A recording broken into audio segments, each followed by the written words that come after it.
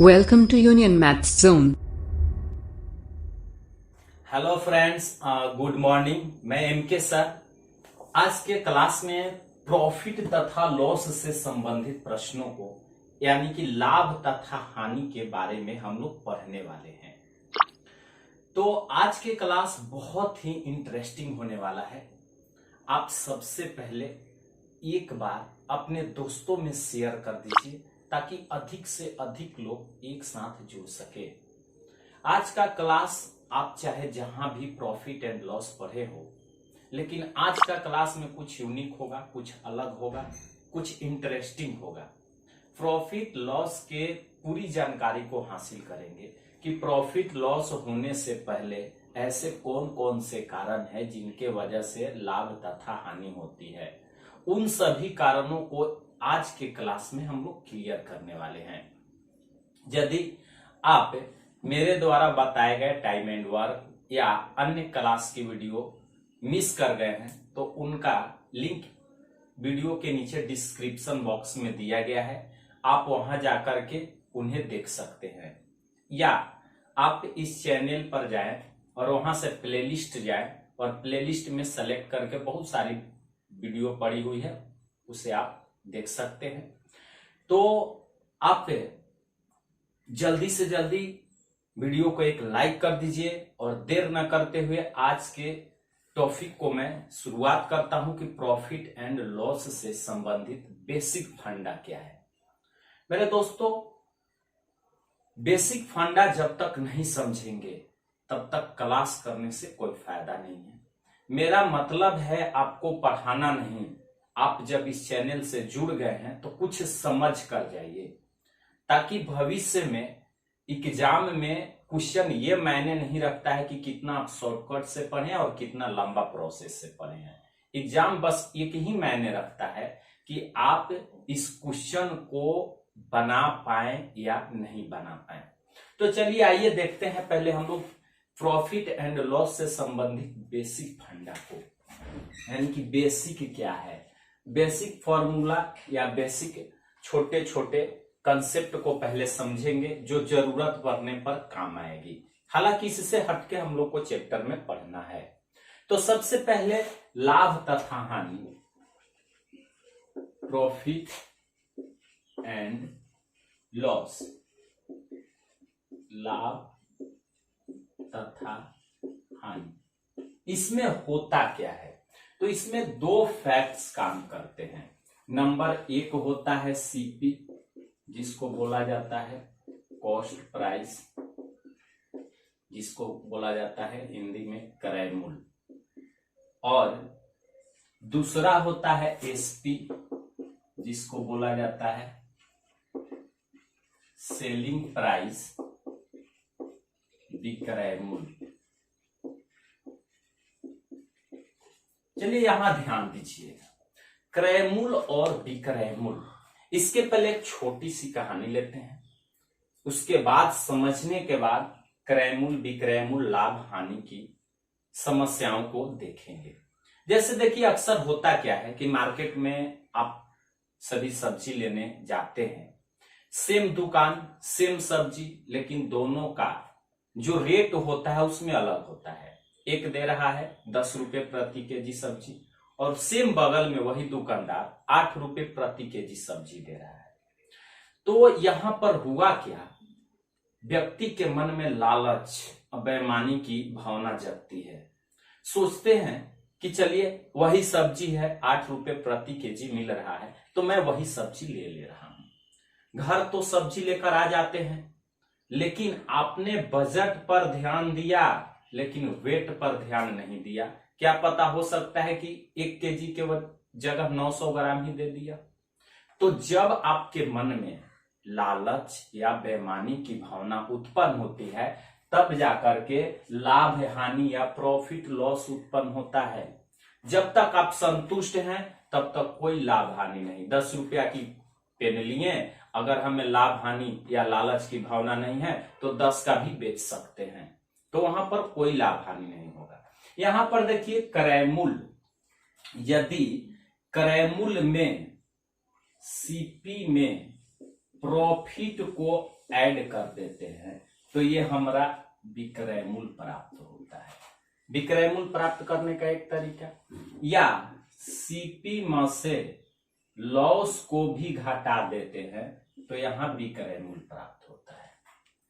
तो यहां पर लाभ और हानि, यानी कि जब क्रय मूल्य में लाभ को जोड़ेंगे तो मेरा विक्रय मूल्य प्राप्त होगा, या क्रय मूल्य में से हानि को घटाएंगे तब भी विक्रय मूल्य प्राप्त होगा। जैसे देख लेते हैं, अगर आप 100 रुपया की कोई वस्तु खरीदते हैं, ठीक है, क्योंकि क्रय मूल्य अपने आप में हमेशा 100% होता है। अब इस पर लाभ चाहते हैं 10 रुपया, तो इसकी विक्रय मूल्य कितनी होगी? तो यहां मैंने क्या बोला कि क्रय मूल्य में प्रॉफिट को जोड़ देंगे तो इसकी विक्रय मूल्य निकालना होगा, तो 100 कितना हो जाएगा? 10 हो जाएगा। अगर आप 100 रुपया की वस्तु लिए लेकिन आपको लॉस हो गया 10 रुपया की, घाटा हो गया, यहां पर क्या हो गया? लॉस हो गया कितने की? 10 रुपए की। तो अब इसकी विक्रय मूल्य कोई पूछे तो कुछ नहीं, क्रय मूल्य में से लॉस को क्या कर देंगे? निकाल देंगे, अर्थात इसकी विक्रय मूल्य हो गए 90 रुपया।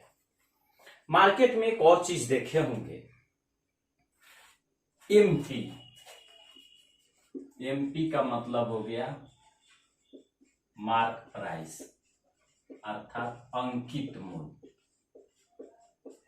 कभी कभी होता क्या है, आप सामान लेने जाते हैं दुकान पर, दुकानदार उसका 1800 रुपया बोलता है, लेकिन आप बोलते हैं कि नहीं 1500 रुपया मिलेंगे।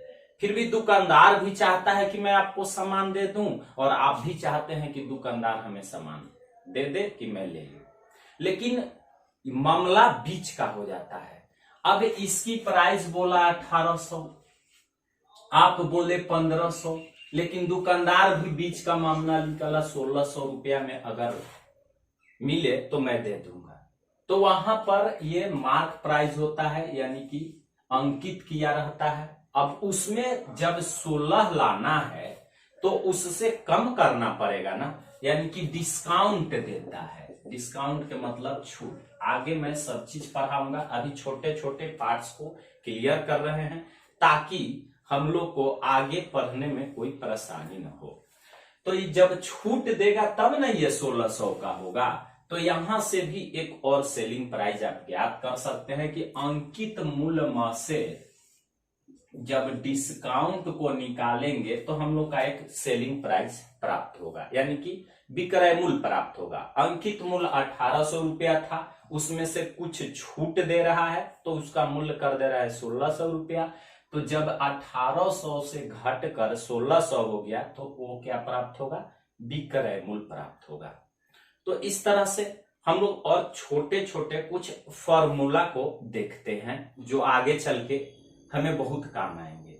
जैसे नंबर 1 पे हम लोग का होता है प्रॉफिट, यानी लाभ बराबर, तो विक्रय मूल्य माइनस क्रय मूल्य, तो ये हम लोग का प्राप्त हो जाएगा लाभ। उसके बाद आता है प्रॉफिट परसेंट, तो इसके लिए profit into 100 by CP. Number 2 loss, loss बराबर हो जाता है सीपी माइनस एसपी, और लॉस परसेंट बराबर लॉस इंटू 100 बाई सीपी। दोस्तों सदैव लाभ तथा हानि की गणना क्रय मूल्य से ही होगी। नंबर 3 पर आते हैं, क्रय मूल्य सीपी बराबर एसपी गुना 100 बटा 100 प्लस माइनस प्रॉफिट या लॉस प्रतिशत, यानी कि यहां पर जब लाभ होगा तो प्लस वैल्यू रखेंगे और हानि होगा तो माइनस वैल्यू रखेंगे।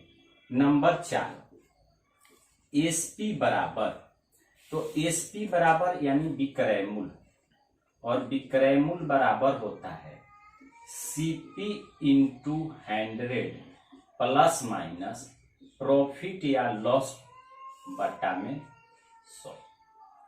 उसके बाद अब आपको एक और चीज आती है जिसको हम लोग कहते हैं डिस्काउंट। यानी छूट। तो यहां पर छूट बराबर क्या होगा, डिस्काउंट बराबर, तो डिस्काउंट वही होगा मार्क प्राइस माइनस एसपी, यानी कि जितना अंकित मूल्य है उसमें से विक्रय मूल्य को घटा देंगे तो हम लोग का छूट प्राप्त होगा। लेकिन एग्जाम में ज्यादातर पूछता है डिस्काउंट परसेंट, तो यहां हो जाएगा डिस्काउंट इंटू 100 बाटा में छूट की तुलना सदैव अंकित मूल्य से होती है, तो बाटा में एमपी। और एक दो छोटे छोटे पॉइंट्स हैं जिन्हें समझने का कोशिश करते हैं। जैसे इनको मैं विस्तार से प्रतिशत चैप्टर में पढ़ाऊंगा। जैसे 25% कहीं आ गया तो इसको बार बार तोड़ेंगे नहीं, ऐसे नहीं तोड़ेंगे, ये 25/100, 25 चौका 100, डायरेक्ट 1/4 याद रखना। 25% बराबर 1/4। इसको हाफ करना है 12.5%, तो इसको 2 से गुना कर दीजिए हर में, ये हो जाएगा 1/8।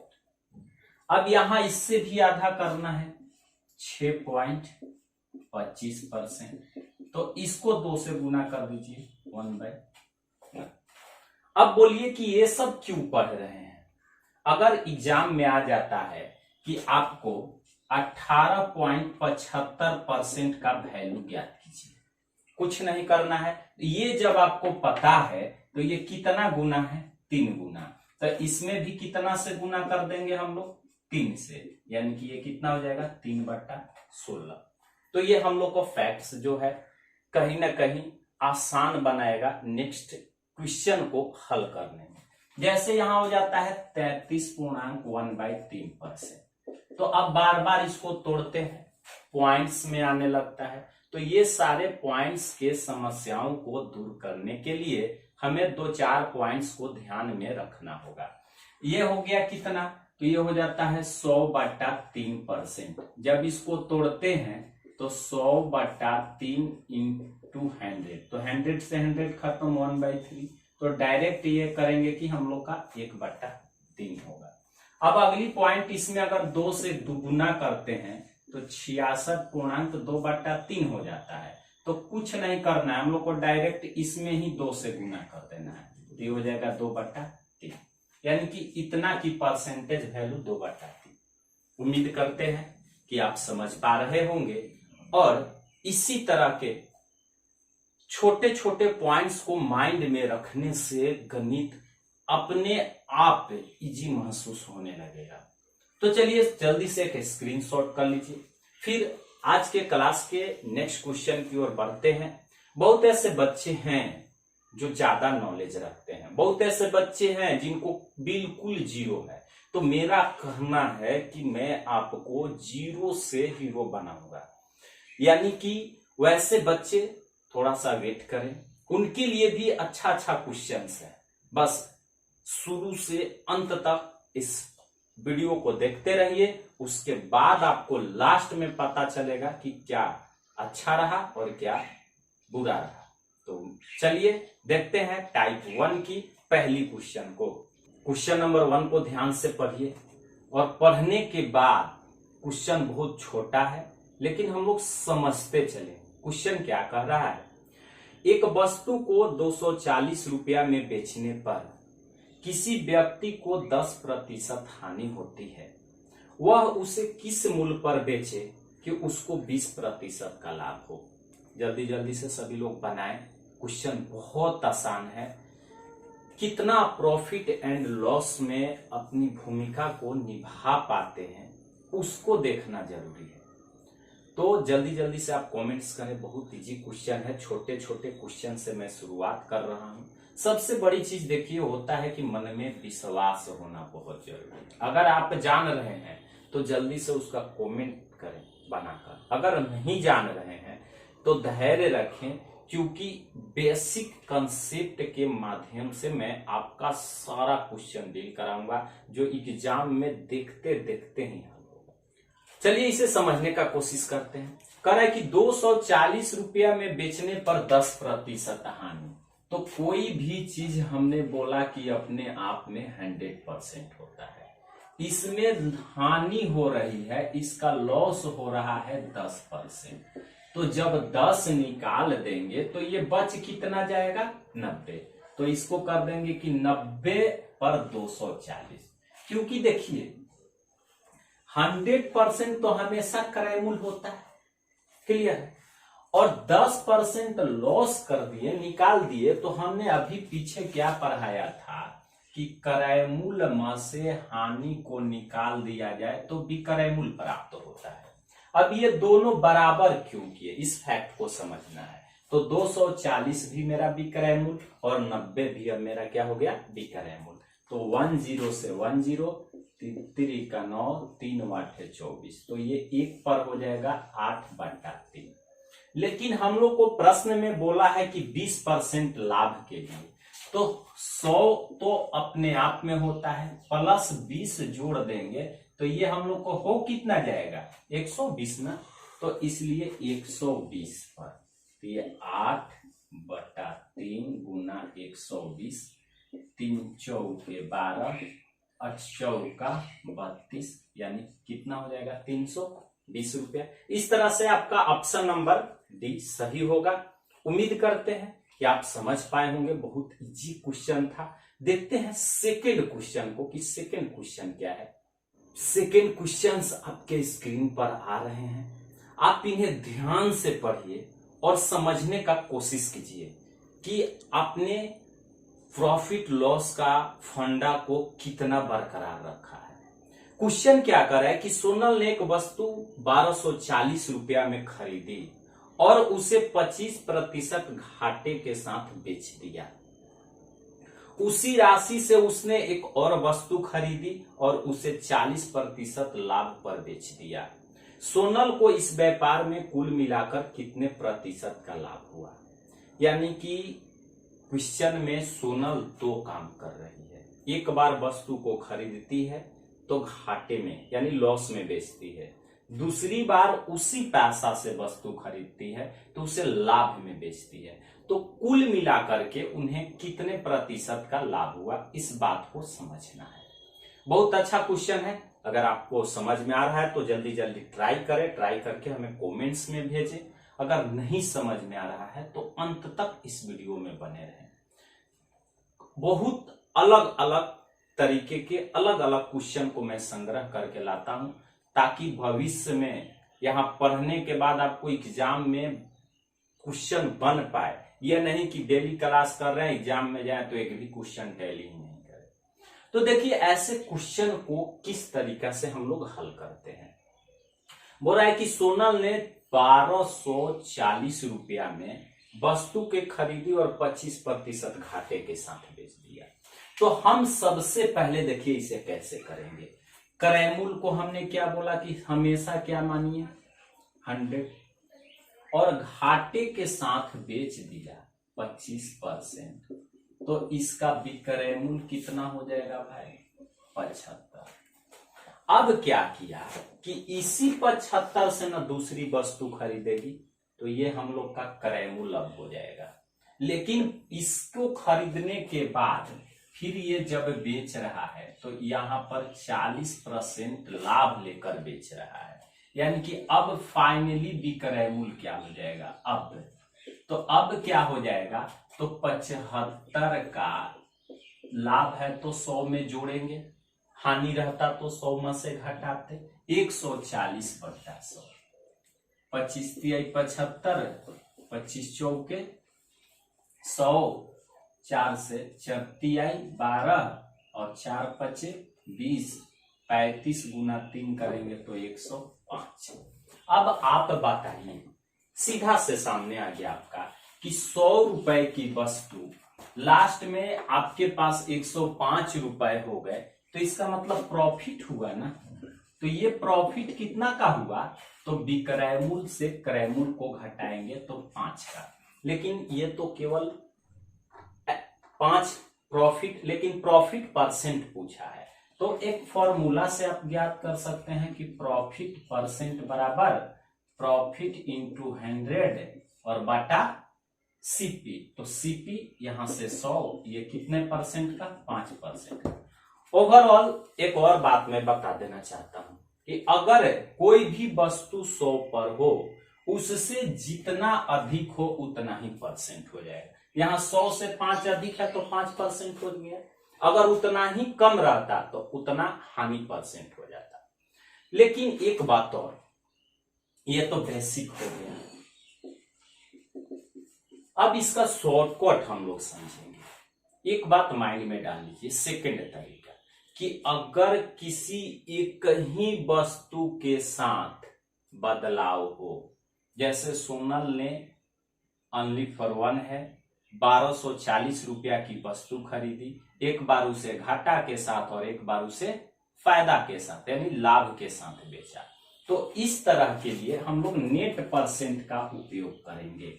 नेट परसेंट क्या होता है तो इसकी जानकारी मैं नेक्स्ट वीडियो में करूंगा। नेट परसेंट होता क्या है कि एक बार अगर लाभ होता है, दूसरी बार आपको हानि होती है तो बी मान लेंगे, प्लस और माइनस माइनस AB/100। लेकिन इस प्रश्न में ऐसा नहीं हुआ है। इस प्रश्न में हुआ क्या रहा है, इसको देखिए कि पहले हानि हुआ है तो -A, उसके बाद लाभ हुआ है तो +B, minus plus minus AB/100। पहले कितनी की हानि हुई है तो -25, लाभ कितना का हुआ है 40, तो +40 प्लस माइनस माइनस 25 गुना 40/100। अब देखिए 25 चौके 100, 4 दहा 40, -10 और -25 -35 प्लस 40, तो ये मेरा प्लस का 5 बचा, तो प्लस प्रॉफिट को दर्शाता है और माइनस लॉस को दर्शाता है। तो यहां पर हम लोग का सही आंसर कितना परसेंट हो जाएगा 5%, यानी कि ऑप्शन नंबर आपका इसमें भी डी सही होगा। तो ये कब लागू होता है, जब एक ही वस्तु को लाभ या हानि पर बेचा जाए। अगर अलग अलग वस्तु है तो फिर बेसिक कंसेप्ट को अपनाना पड़ेगा। अगर आप चाहे तो इसका एक स्क्रीनशॉट कर सकते हैं। देखते हैं नेक्स्ट क्वेश्चन को। अगला क्वेश्चन को देखते ही आपको ऐसा लगेगा कि ये तो बहुत इजी क्वेश्चन है, लेकिन इसका बहुत इजी प्रोसेस भी मैं बताने वाला हूं। क्वेश्चन क्या है, चलिए एक बार भली भांति पढ़ लेते हैं। कह रहा है कि किसी वस्तु के मूल्य में 20% कमी होने पर उपभोक्ता 360 रुपया में 3 केजी अधिक खरीदता है, तो नया मूल्य क्या होगा।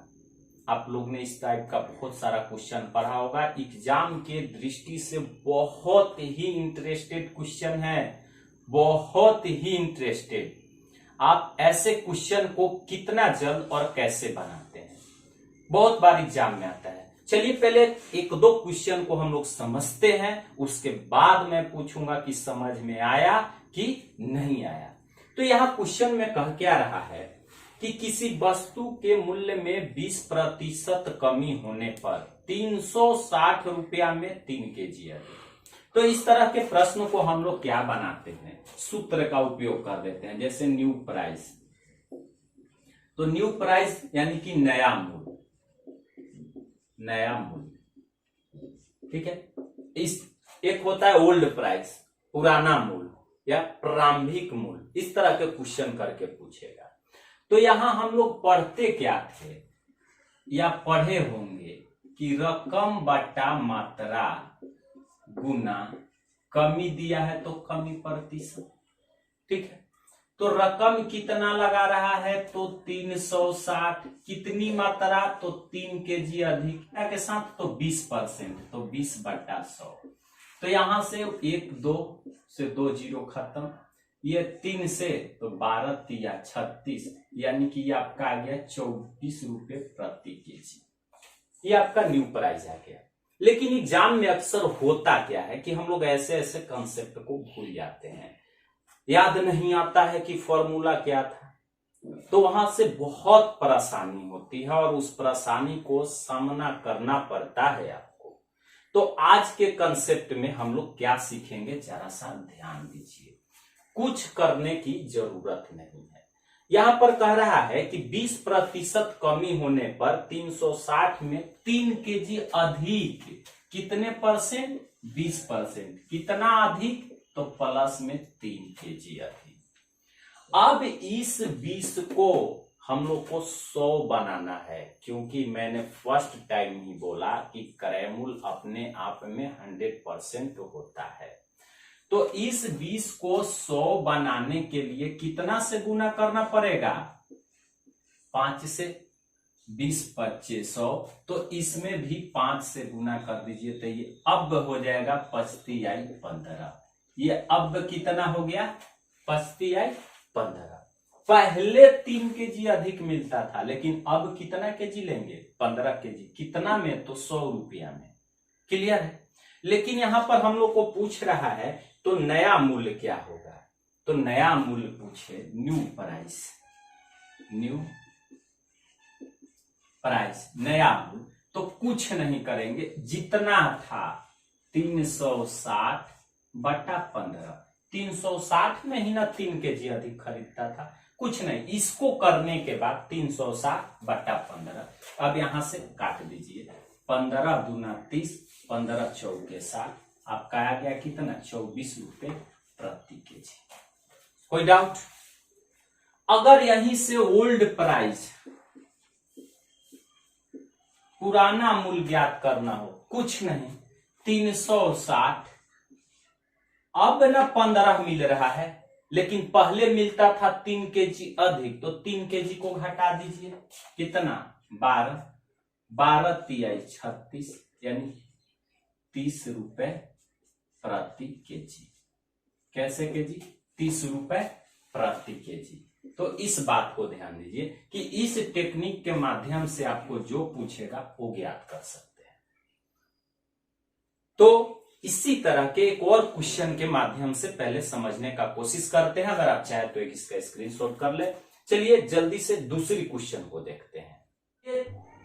अगली क्वेश्चन सेम है, जितना जल्दी हो सके फटाफट बनाने का कोशिश करिए। क्वेश्चन क्या है कि किसी वस्तु के मूल्य में 25% कमी होने पर उपभोक्ता 720 रुपया में 3 केजी अधिक वस्तु खरीदता है, तो नया मूल्य क्या होगा? सिर्फ हूबहू एक एक क्वेश्चन को 2 बार 3 बार रिपीट करके आप बनाते हैं, तो वो क्वेश्चंस आपके लिए हमेशा के लिए माइंड में शिफ्ट हो जाता है। अगर पर क्वेश्चन को चेंज कर दिया जाए तो आपके माइंड में कभी समझ में नहीं आएगा, और यह भी नहीं पता चलेगा कि आज के क्लास में आप क्या सीख पाए।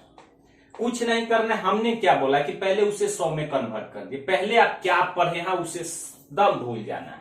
आज मैं क्या पढ़ा रहा हूं उसके बारे में सोचना है। मैंने फर्स्ट में ही बोला था कि आज के क्लास कुछ इंटरेस्टिंग होने वाला है, कल के क्लास इससे भी बेहतर होगा और शॉर्टकट होगा। तो क्या करें? 25% कमी, 25 को आप पकड़िए, कितना केजी? 3 केजी अधिक। इसको 100 में कन्वर्ट करेंगे तो 4 से, और इसमें भी गुना कर दो, कितना से? 4 से। 4 तिहाई 12। अब ये जो प्राप्त होता है अब वाला से नया मूल्य, और पुराना मूल्य के लिए ये ऊपर वाली को अगर अधिक है तो उतना घटा देंगे। तो हम लोग को नया मूल्य पूछा है, न्यू प्राइस। जल्दी जल्दी बनाना है। कितना? 720 में 12 से भाग दे देंगे, 12 छक्के 72, यानी 60 रुपए प्रति केजी। कितना टाइम लगा? कुछ टाइम नहीं लगा। तो इस तरह से क्वेश्चन को हल करना है। चलिए जल्दी से नेक्स्ट क्वेश्चन को देखते हैं। अगला क्वेश्चन जो आपके स्क्रीन पर आ रहा है, यह भी सेम हूबहू क्वेश्चन है। इसमें क्या कर रहा है कि नमक के मूल्य में 20% कमी होने पर एक खरीदार 100 रुपया में 4 केजी अधिक खरीद लेता है, तो नमक का घटा हुआ मूल्य प्रति किलो। मैंने पहले बतलाया, सेम वही प्रश्न है। आप जल्दी जल्दी कमेंट्स करके हमें बताएं, ताकि हमें भी यह पता चल सके कि आप समझते चल रहे हैं। इसमें पूछा है घटा हुआ मूल्य, तो घटा हुआ मूल्य का मतलब पहले समझिए। पहले था कोई 50 रुपए केजी, और अब घट के क्या हो गया, 10 कम कर दिए प्रति केजी में। तो ये घटा, माइनस का मतलब कम, तो जो घटता है उसी को नया मूल्य प्राप्त होगा। अब नया बनेगा ना, तो नया होगा 40 रुपए प्रति केजी। तो ये प्रश्न में आपको इधर उधर कंसेप्ट को करता है ताकि एग्जाम में आपका माइंड इधर उधर हो। तो कहीं नहीं कुछ करना है, माइंड में बस शिफ्ट कर लेना है कि घटा हुआ मूल्य या नया मूल्य दोनों सेम होता है। कुछ नहीं करना है। मैंने क्या बोला कि 100 में कन्वर्ट कीजिए, तो कह रहा है कि 20% कमी 4 केजी अधिक 100 में जाएंगे, 20 25 100, तो ये 5 से गुना कर देंगे तो कितना हो जाएगा, 5 चौके 20। अब न्यू प्राइस पूछ ही रहा है, यानी घटा हुआ मूल्य, कोई बात नहीं, घटा हुआ मूल्य, इसी को न्यू प्राइस भी कहते हैं। तो ये कितना, तो 100/20, ये कितना, 5 रुपए प्रति केजी। उम्मीद करते हैं कि आप समझ रहे होंगे। चलिए नेक्स्ट क्वेश्चन को देखते हैं। अगर आप बना दें तो समझेंगे कि ये टाइप आपका क्लियर, फिर टाइप में चेंज करूंगा। नेक्स्ट क्वेश्चन क्या है, बहुत ही इंटरेस्टिंग और अच्छा क्वेश्चन है। कह रहा है कि आम के मूल्य में 20% वृद्धि हो जाने पर, क्वेश्चन पर ध्यान दीजिएगा, पीछे जितने क्वेश्चन मैंने बतलाया उसमें कमी हो रहा था, इसमें क्या कह रहा है कि आम के मूल्य में 20% वृद्धि हो जाने से एक व्यक्ति 40 रुपया में 4 आम कम मिलते हैं, 4 आम कम मिलते हैं। लेकिन हम लोग ने अभी जो जस्ट पीछे क्वेश्चन पढ़े उसमें अधिक मिलता था, प्रोसेस चेंज हो रहा है। तो कह रहा है कि वृद्धि से पहले 15 आमों का मूल्य था, यानी कि कीमत बढ़ने से पहले 15 आम का मूल्य क्या था। तो ऐसे प्रश्न को पहले समझिए और समझने के बाद जल्दी जल्दी आप हमें कमेंट्स करें। कमी अथवा वृद्धि हो उससे कोई मतलब नहीं रखता है, आप पहले हमेशा 100 की वैल्यू ज्ञात कीजिए और 100 में कितना आता है। चलिए मैं थोड़ा सा आपका हेल्प कर देता हूं। इसमें क्या कर रहा है कि 20% वृद्धि, कमी हो वृद्धि हो उससे हमें कोई मतलब नहीं है। कह रहा है कि 4 आम कम, तो यहां माइनस में 4 दे देंगे।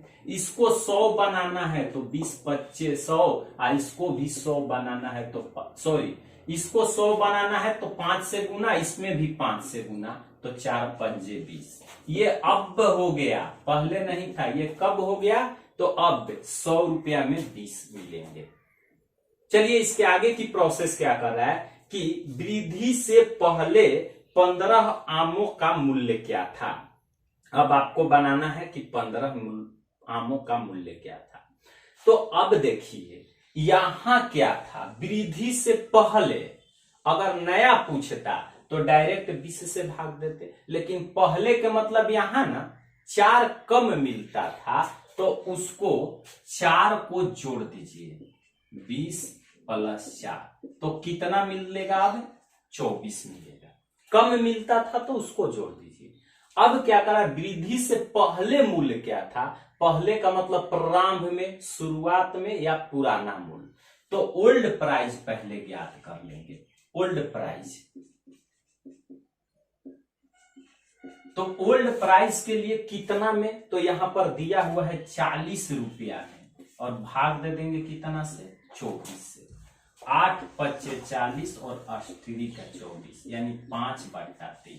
5 रुपया में कितना आम खरीदता था, 3 आम, लेकिन 15 आम का पूछ रहा है। यहां हम लोग को प्राप्त हुआ ओल्ड प्राइस कि 5 रुपया में वो कितना आम खरीदता था, 3 आम।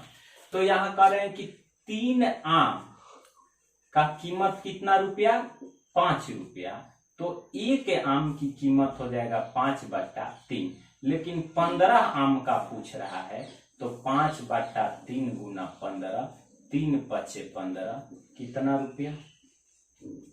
सिंपल सा सवाल। अब बोलिए समझ में आया कि नहीं आया। अगर समझ में आया तो जल्दी जल्दी से यस टाइप कीजिए, अगर समझ में नहीं आया तो जल्दी जल्दी से नो टाइप कीजिए। यहां थोड़ा सा आपको सस्पेंस हो रहा होगा। ये बोल रहा है कि वृद्धि से पहले, तो पहले का मतलब पुराना, ओल्ड प्राइस, प्रारंभिक मूल्य, ऐसे पूछता है। तो यहां पर कुछ नहीं करेंगे, अब ना 20 है, अब पहले 4 कम मिलता था तो 4 को जोड़ देंगे तो पहले कितना मिलना चाहिए था, 24 मिलना चाहिए था, तब ना 4 कमी के वजह से अब 20 मिल रहा था। तो ओल्ड प्राइस हमको 40 अब बट्टा 24 यानी 5 रुपया की कितने आम, 3 आम। तो 3 आम जब 5 रुपया का तो 1 आम, इसलिए 15 आम का पूछ रहा है। उम्मीद करते हैं आप भली भांति समझ पा रहे होंगे। एक जल्दी से स्क्रीनशॉट ले लें और देखते हैं हम नेक्स्ट टाइप यानी कि अगली क्वेश्चन क्या कह रहा है कि यदि क्रय मूल्य और विक्रय मूल्य में 4:5 का अनुपात हो तो लाभ प्रतिशत बतलाइए। यानी क्रय मूल्य और विक्रय मूल्य का अनुपात दिया हुआ है और हमें लाभ प्रतिशत की गणना करना है। तो हमने फर्स्ट में ही लाभ या लाभ प्रतिशत का फॉर्मूला आपको बतलाया। ये बहुत ही सिंपल क्वेश्चन है, जल्दी जल्दी आप कमेंट समय करें। ये क्वेश्चन बतलाने लायक है ही नहीं, बहुत सिंपल क्वेश्चन आ गया आपके लिए, बहुत सिंपल क्वेश्चन आ गया, कुछ नहीं करना है, बस देखते ही 1 सेकेंड का समय लगेगा। क्रय मूल्य और विक्रय मूल्य यानी कि आप यहां सीपी अनुपात एसपी 4:5, तो यहां से प्रॉफिट निकाल लीजिए। 4 रुपया की वस्तु 5 में बेचे तो प्रॉफिट कितना, 1, और प्रॉफिट परसेंट पूछ रहा है तो प्रॉफिट इंटू 100 बाय डायरेक्ट हमने बोला कितना सीपी पर, तो कितना 25%। कोई doubt? No doubt. Next question को देखते हैं। प्रश्न बहुत ही इंटरेस्टिंग और ये बहुत बार एग्जाम में पूछा गया है। क्वेश्चन को आप ध्यान से पढ़िए। क्या कह रहा है कि चीनी की कीमत में 25% वृद्धि हो गई। यदि एक गृहिणी चीनी पर अपना खर्च बढ़ाना न चाहे तो उसकी खपत में कितने प्रतिशत की कमी करनी होगी। बहुत ही शानदार क्वेश्चन है और ऐसे ऐसे क्वेश्चन पर आपका माइंड कॉन्स्ट्रेंट होना चाहिए, देखते ही समझ में आना चाहिए। मैंने आज के बहुत सारे ऐसे टाइप बतलाए जिससे आपको देखते ही माइंड में कॉन्स्ट्रेंट हो जाना चाहिए कि इसका आंसर क्या होना चाहिए। यदि आपको लगता है कि इसका आंसर नहीं बना पाएंगे तो इस वीडियो को शुरू से पुनः एक बार देखें।